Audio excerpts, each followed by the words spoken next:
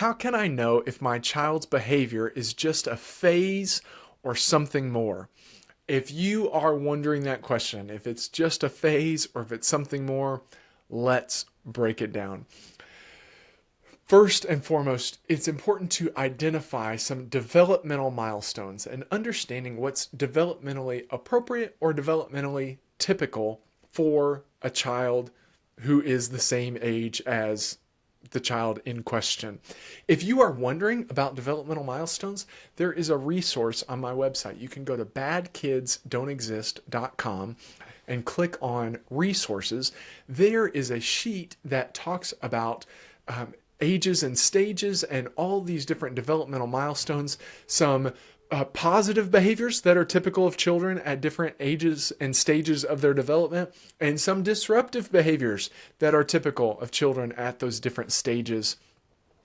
And once you understand that certain disruptive behaviors like tantrums and meltdowns are developmentally typical at certain levels, you can understand that it's just part of normal development. That those behaviors do serve a purpose, and it is our job as caregivers to help them learn how to do other things other than just have meltdowns and throw tantrums and all that kind of thing.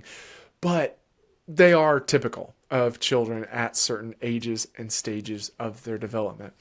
Once you understand that, then a lot of those things are like, okay, this is probably just a phase.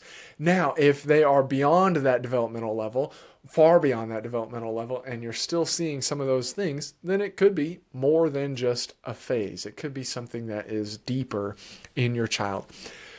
And then there are some signs to watch for, that it's not just a phase, but that it really is something more than that, that it's more impactful than just, oh, this is just a period of time in their development that they're going through.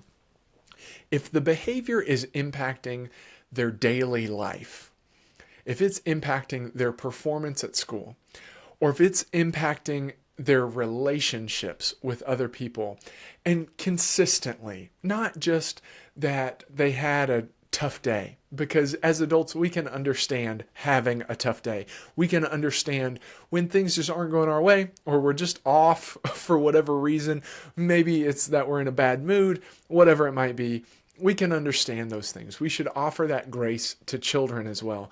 But if there's a consistent impact on their daily life, that they are not really able to function appropriately at school or at home or in relationships with other people, that is a good sign that they may need some extra support and some professional support.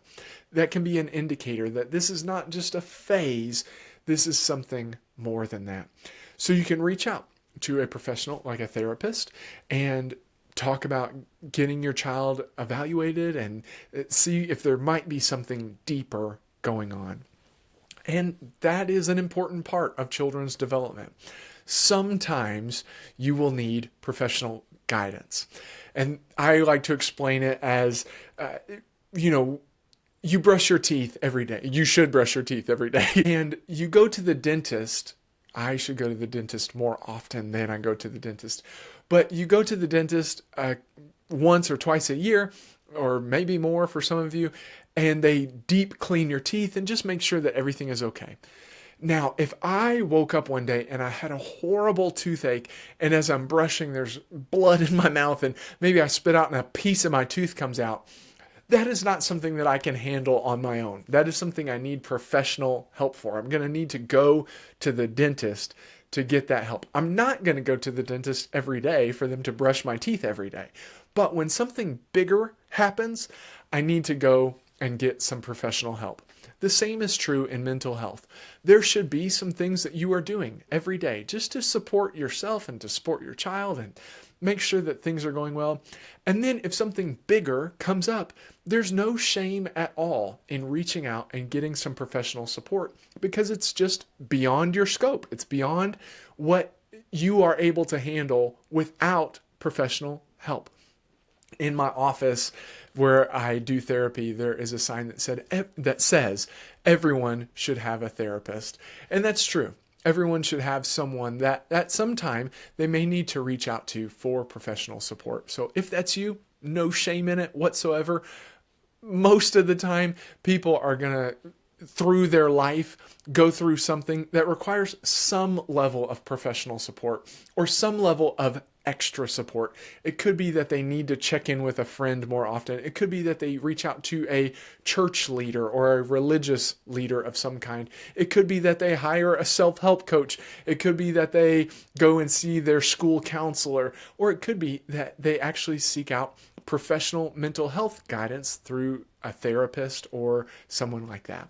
So no shame in that whatsoever. If you notice that these disruptive behaviors are impacting your child's daily life, then reach out and see if there might be something more going on so that they can get the help they need and they can get through it. And then it will just be a phase that they went through and now they can move on. If this was helpful, please make sure that you like this video so that other people can find it too. And don't forget to subscribe so you're here next time as well. Thanks so much.